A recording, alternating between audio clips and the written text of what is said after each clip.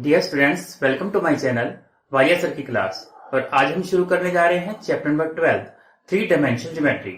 तो पिछली क्लास में आपने टू डायमेंशन ज्योमेट्री के बारे में सीखा था। कोऑर्डिनेट ज्योमेट्री एक चैप्टर था जिसके अंदर आपने टू डायमेंशन ज्योमेट्री के बारे में सीखा था। तो टू डायमेंशन ज्योमेट्री क्या थी?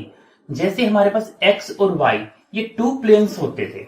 एक्स वाई प्लेन के अंदर ये चार क्वाड्रेंट है हमारे पास, इन्हें हम क्वाड्रेंट बोलते थे। ये फर्स्ट क्वाड्रेंट में एक्स पॉजिटिव होता था। हमें पता था कि इस तरफ जो वैल्यूज आती हैं एक्स की वो पॉजिटिव होती हैं, तो एक्स पॉजिटिव होता था और वाई भी क्या होता था, इसमें पॉजिटिव होता था, क्योंकि वाई की वैल्यू भी इधर पॉजिटिव। जो सेकंड क्वाड्रेंट होता था उसमें क्या होता था कि एक्स नेगेटिव आ जाता था, एक्स नेगेटिव और वाई क्या आता था, पॉजिटिव। थर्ड क्वाड्रेंट में एक्स नेगेटिव और वाई भी नेगेटिव होता था। और फोर्थ क्वाड्रेंट में एक्स आपको दिख रहा होगा, एक्स पॉजिटिव होता है और वाई नेगेटिव होता है। ये हमारे कोऑर्डिनेट हुआ करते थे जो हमने 10th क्लास में सीखा था। अब ये टू डायमेंशन ज्योमेट्री इसलिए बोलते थे, ये 2D प्लेन है। जैसे कि हमारा रेक्टेंगल है, रेक्टेंगल में क्या होता है, ये लेंथ है और इधर ब्रेड्थ होती है, वो ये टू डायमेंशन ज्योमेट्री होती है।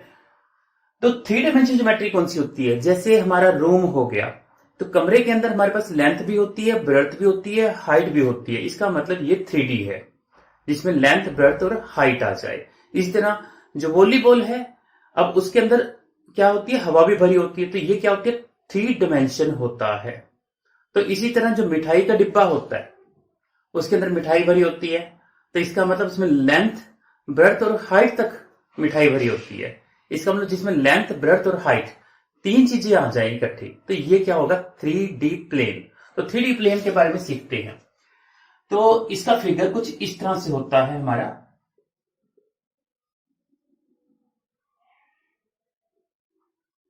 अब यहां पे ये होगी हमारी लेंथ जिसे हम एक्स एक्सिस डिनोट करते हैं, ये होगी हमारी ब्रेड्थ यानी कि वाई एक्सिस, और ये होगी हमारी हाइट जो जेड एक्सिस डिनोट करते हैं। अब चलते हैं हम इसको सिंपली वे में कैसे ड्रा कर सकते हैं। तो ये हो गया हमारे पास एक्स एक्सिस, ये वाई एक्सिस और ये जेड एक्सिस। अगर हम एक दीवार की तरह देखते हैं, दीवार क्या होती है, ये दीवार आ गई हमारे पास। इस दीवार के अंदर ये बन गया एक्स जेड प्लेन। अब एक्स जेड प्लेन है तो इसका में वाई कोऑर्डिनेट क्या होगा, क्योंकि इसमें एक्स की वैल्यूज दिख रही हैं, जेड की वैल्यूज दिख रही हैं। अब हमारे को कौन सी वैल्यूज नहीं दिख रही, वाई की वैल्यू। तो इसका मतलब एक्स जेड प्लेन के अंदर क्या होगा, वाई 0 होगा, वाई 0 होगा इस प्लेन के अंदर। एक्स की वैल्यू कुछ होगी, एक्स की वैल्यू ले ली, और जेड की वैल्यू भी होगी, और वाई की वैल्यू क्या होगी, 0 होगी। तो इस तरह से आपने सीखा कि जो 3D ज्योमेट्री होती है उसमें एक्स एक्सिस, वाई एक्सिस और जेड एक्सिस, 3 एक्सिस होते हैं। और अगर ये प्लेन एक्स जेड हो तो एक्स जेड प्लेन में जो पॉइंट होगा वो किस फॉर्म में होगा। इसमें साफ दिख रहा है कि वाई कोऑर्डिनेट तो होता ही नहीं है, इसका मतलब वाई कोऑर्डिनेट 0 आएगा। एक्स वाला और जेड वाला ये कोऑर्डिनेट के आंसर आएंगे। इसी तरह एक्स वाई प्लेन हो तो इसमें क्या हो जाएगा, जेड कोऑर्डिनेट 0 हो जाएगा। एक्स की वैल्यू होगी कुछ, वाई की वैल्यू होगी और जेड कोऑर्डिनेट क्या होगा, 0। अब आगे कि जैसे 2D ज्योमेट्री होती है हमारी, टू डायमेंशन ज्योमेट्री में क्या होता है, 4 क्वाड्रेंट्स होते हैं, फर्स्ट, सेकंड, थर्ड और फोर्थ। ये 4 क्वाड्रेंट होते हैं हमारे पास 2D ज्योमेट्री में। इसी तरह 3D ज्योमेट्री में हमारे पास 8 ऑक्टेंट होते हैं। तो 8 ऑक्टेंट में जैसे इसमें साइन आ रहे हैं हमारे कि जो फर्स्ट क्वाड्रेंट होते हैं दोनों पॉजिटिव होते हैं, एक्स और वाई कोऑर्डिनेट, और सेकंड क्वाड्रेंट में एक्स कोऑर्डिनेट जो होता है नेगेटिव, वाई कोऑर्डिनेट पॉजिटिव होता है। इसी तरह उन ऑक्टेंट में भी साइन आते हैं, भी एक्स कोऑर्डिनेट कैसा होता है, वाई कैसा होता है और जेड पे कौन सा साइन आता है। तो चलिए अब हम सीखते हैं कि जो 8 ऑक्टेंट है ये बनते कैसे हैं और इनमें साइन क्या आता है। लेट के हम एक रूम में बैठे हैं, उसका एक कॉर्नर ले लेते हैं, उस एक कॉर्नर में जो लेंथ है उसको हम एक्स ले लेते हैं, जो ब्रेड्थ है उसको हम वाई ले लेते हैं, और जो हाइट आएगी उसे हम जेड ले लेते हैं। तो इस तरह से हम इसमें साइन देखते हैं।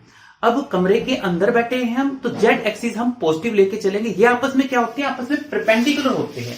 जो तीनों एक्सिस होते हैं आपस में क्या होते हैं, परपेंडिकुलर। जैसे कि आपने रूम में देखा होगा, लेंथ, ब्रेड्थ और हाइट आपस में क्या होती है, परपेंडिकुलर। अब जैसे हमने साइन लगाने हैं, वो साइन कौन से होते हैं, क्योंकि मैंने बोला है कि रूम के अंदर बैठे हैं तो हाइट में जेड एक्सिस क्या होगा, पॉजिटिव होगा। अगर वो जेड एक्सिस पॉजिटिव है तो हम जेड एक्सिस को पॉजिटिव लेके चल रहे हैं रूम के अंदर, नीचे बैठे हैं जब हम। उसके बाद एक्स और वाई एक्सिस के साइन क्या होते हैं? वो साइन वही होते हैं जो हमने 2D ज्योमेट्री में सीखे हैं। यानी फर्स्ट क्वाड्रेंट में हमारे दोनों क्या होते थे? पॉजिटिव होते थे। सेकंड क्वाड्रेंट क्या होता था? एक्स नेगेटिव चलता था, वाई पॉजिटिव चलता था। और थर्ड क्वाड्रेंट में क्या होता था? हमारा एक्स और वाई दोनों ही नेगेटिव चलते थे। फोर्थ क्वाड्रेंट में क्या होता था? एक्स पॉजिटिव और वाई क्या होता था? नेगेटिव होता था। इसका मतलब जो हमारे ऑक्टेंट बने हैं पहले चार, उसमें जो साइन आते हैं उसमें जेड क्या होगा? पॉजिटिव होगा सभी तरफ, और उसके बाद एक्स और वाई के साइन वही होंगे जो 2D ज्योमेट्री में होते हैं। अब चलते हैं बाकी चार ऑक्टेंट, वो कैसे लेट करेंगे हम। मान लीजिए उसी रूम के हम छत पे बैठे हैं, तो इसका मतलब हाइट क्या होगी? वो डाउन की तरफ चली जाएगी, यानी कि हाइट डेप्थ हो जाएगी। वो जब वो डेप्थ हो जाएगी इसका मतलब वो नेगेटिव एक्सिस की तरफ चल पड़ी जेड। तो जेड क्या होगा? हमारे चारों ऑक्टेंट में नेगेटिव चल पड़ेगा, तो जेड नेगेटिव आ जाएगा लास्ट के 4 ऑक्टेंट्स में। अब रह गए एक्स और वाई के जो साइन है वो क्या लगाएंगे? वो सेम होंगे जो हमने पहले सीखे थे, यानी कि फर्स्ट क्वाड्रेंट वाले ही साइन दोनों पॉजिटिव, आगे नेगेटिव पॉजिटिव, दोनों नेगेटिव और पॉजिटिव नेगेटिव। तो इनको लर्न करना बहुत इजी है। अगर आप लर्न कर सकते हैं तो बड़े इजीली आप लर्न कर लेंगे, नहीं तो साइड में आप बनाइए और फिर क्वेश्चन कर लीजिए। तो मेरा ख्याल आपको ये समझ में आगे होंगे कि ऑक्टेंट जो होते हैं उनमें साइन कैसे लगते हैं। तो चलिए अब शुरू करते हैं एक्सरसाइज 12.1।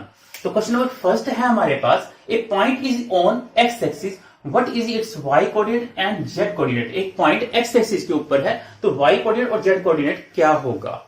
तो जैसा कि हमने 10th में सीखा था कि अगर 2D ज्योमेट्री के अंदर एक्स एक्सिस वाई एक्सिस के ऊपर, एक्स एक्सिस के ऊपर एक पॉइंट लेते हैं 1 2 3, लेट ये पॉइंट ले रहे हैं, तो इसमें एक्स कोऑर्डिनेट कितना होता है? 2, और y क्या होता है? 0, क्योंकि ये x एक्सिस पे है तो y की वैल्यू 0 होंगी। इस तरह अगर नेगेटिव की तरफ चलते हैं हम, मान लीजिए ये पॉइंट लेते हैं हम, इस पॉइंट पे x कितना दिखाई दे रहा है? x कोऑर्डिनेट है हमारे पास -3 और y कोऑर्डिनेट इसमें दिख नहीं रहा, it means y coordinate x axis के ऊपर क्या होता है? 0।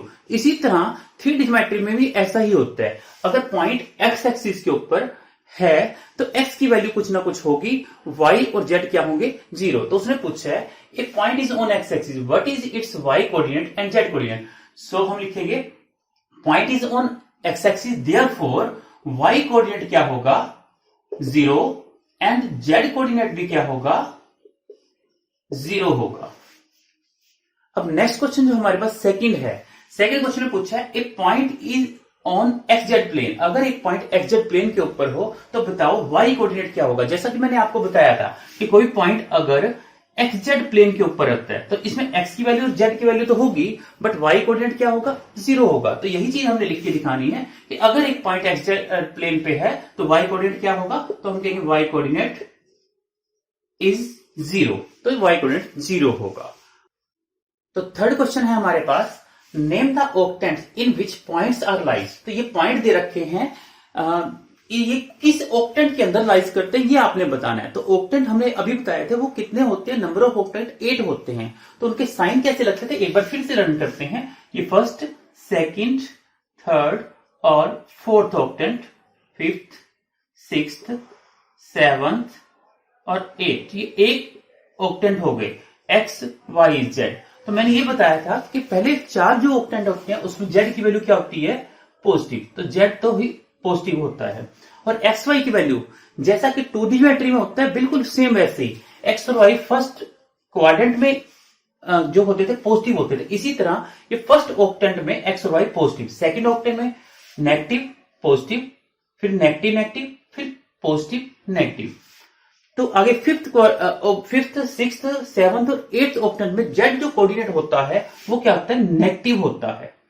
और बाकी इनकी जो वैल्यूज होती हैं जो एक्स वाई की वो सेम यही वाली होती हैं, यानी दोनों पॉजिटिव, फिर negative positive, negative negative and positive negative. तो बेटर है आपको बड़े इजीली लर्न भी हो जाएंगे और वैसे समझाया भी था मैंने किस तरह से हो पाएंगे। तो स्टार्ट करते हैं। जैसे ये फर्स्ट पॉइंट है, फर्स्ट पॉइंट का नाम हम ए रख लेते हैं। लेट ए पॉइंट है हमारे पास 1 2 3, तो ये किस ऑक्टेंट में लाइज करेगा? जैसे यहाँ पे एक्स कोऑर्डिनेट, वाई कोऑर्डिनेट और जेड कोऑर्डिनेट तीनों ही पॉजिटिव आ रहे हैं, तो ये कौन सा ऑक्टेंट होगा? First octant. तो ये लाइज करता है इन फर्स्ट ऑक्टेंट। इसी तरह जो सेकंड है उसका नाम बी रख लिया हमने, तो ये किस ऑक्टेंट में लाइज करता है? हमें दिख रहा है कि ये एक्स पॉजिटिव है, वाई नेगेटिव और जेड पॉजिटिव है। X positive, Y negative, Z positive, ये कौन सा ऑक्टेंट हुआ? फोर्थ। तो ये फोर्थ ऑक्टेंट में लाइज करता है।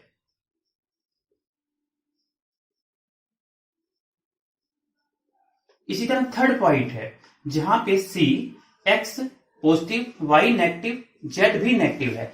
X positive, Y negative, Z भी नेगेटिव है, तो ये कौन से ऑक्टेंट में लाइज करता है? एट। तो लाइज इन एट ऑक्टेंट। तो इसी तरह हम इस जो क्वेश्चन थर्ड है उसके बाकी पार्ट भी कर सकते हैं। तो फोर्थ क्वेश्चन है हमारे पास, fill in the blanks, the X axis and Y axis taken together determine a plane known as. तो इसमें बता रखा है उसने कि एक्स एक्सिस और वाई एक्सिस इसमें है, जेड एक्सिस नहीं है, तो ये कौन सा प्लेन कहलाएगा? ये एक्स वाई प्लेन कहलाएगा। आगे शुरू करते हैं। सेकंड है coordinate of points in X Y plane are in the form of. अभी मैं बता के हटा था कि जो एक्स वाई होता है, एक्स वाई प्लेन है, तो इसमें जेड कोऑर्डिनेट क्या होगा? 0 होगा। तो पॉइंट किस फॉर्म के अंदर हो सकता है? तो X comma Y comma Z की जगह क्या डालेंगे हम? 0। तो पॉइंट किस फॉर्म में होगा? X Y 0। अगर यही पॉइंट जेड एक्स प्लेन के अंदर होता तो हम क्या लिखते? एक्स वाई वाला कोऑर्डिनेट 0 हो जाता और जेड वाला होता। तो इसका मतलब है कि ये फॉर्म होती एक्स 0 जेड। अब चलते हैं थर्ड पार्ट पे। थर्ड पार्ट है हमारे पास, coordinate plane divide the space into dash octant. तो ये ऑक्टेंट के नंबर पूछे हुए, कितने ऑक्टेंट में कोऑर्डिनेट डिवाइड होता है? तो हम कोऑर्डिनेट कितने ऑक्टेंट में डिवाइड होता है? 8 ऑक्टेंट। आशा है आपको एक्सरसाइज 12.1 समझ में आ गई होगी और 12 चैप्टर के जो बेसिक कॉन्सेप्ट हैं 3D ज्योमेट्री के, वो आपको अच्छी तरह समझ में आगे होंगे। आपने एक एक क्वेश्चन करते चले जाना है। जब आप एक क्वेश्चन कर लेंगे उसे लिख के देखिए और फिर आप नेक्स्ट क्वेश्चन में पहुंचिए। एक क्वेश्चन क्लियर होने के बाद ही नेक्स्ट क्वेश्चन में पहुंचना है आपने। तो आशा है आपको वीडियो पसंद आई होगी। तो मेरे चैनल को लाइक, शेयर और सब्सक्राइब करना ना भूले। Thank you.